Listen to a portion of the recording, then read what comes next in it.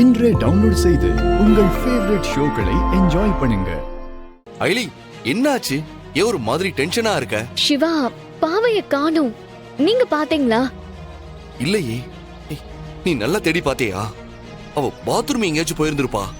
இல்ல சிவா, நான் எல்லா இடத்துலயும் தேடி பாத்துட்டேன். அவளை காணோம். பசங்க, ஸ்டாஃப்ஸ்னு எல்லார்கிட்டயும் விசாரிச்சுட்டேன். எல்லாருமே தெரியாதுன்னு தான் சொல்றாங்க. எனக்கு என்ன பண்றதுன்னே தெரியல. ஒரே பதட்டமா இருக்கு. சரி, நீ செலியன் மாமாக்கு ஃபோன் பண்ணி அவரு எங்கேயாவது கூட்டு போயிருக்காரான்னு கேளு.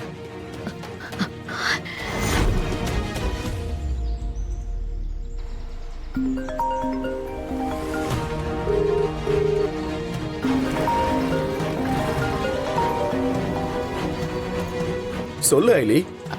அண்ணே, பாவை உங்க கூடவா இருக்கா? இல்லையா ஐலி? ஏன், என்னாச்சு? இல்ல, ஸ்கூல்ல அவ இல்ல, அதான் கேட்டேன். ஐயோ, பாவை ஸ்கூல்ல இல்லையா? என்ன ஐலி சொல்ற? அண்ணே, நீங்க ஒண்ணும் பதறாதீங்க. அண்ணி தான் கூட்டிட்டு போயிருப்பாங்க. நான் பாத்துட்டு உங்களுக்கு கால் பண்றேன். சரி. இப்ப என்ன பண்றது ஐலி? அக்கா கேட்டா என்ன பதில் சொல்றது? பாவை எங்க போயிருப்பா? வேற வழி இல்ல, அன்னிக்கிட்ட சொல்லிட வேண்டியதுதான்.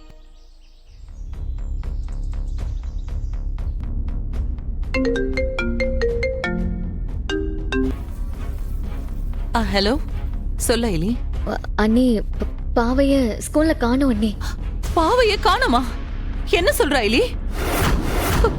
நல்லா தேடி பாத்தியா? பாத்துட்டேன் அண்ணி. பாவைய எங்கேயும் காணோம்.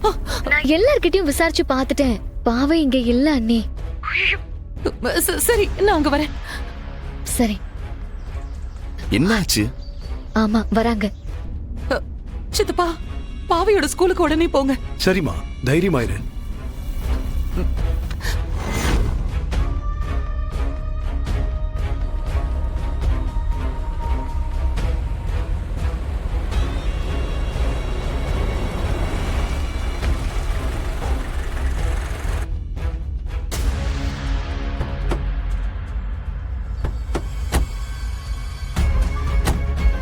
என்ன ஐலி, பாவை எங்க போனா? யாருமே பாக்கலையா? இல்ல அண்ணி, நாங்க எல்லாரும் தேடி பாத்துட்டோம்.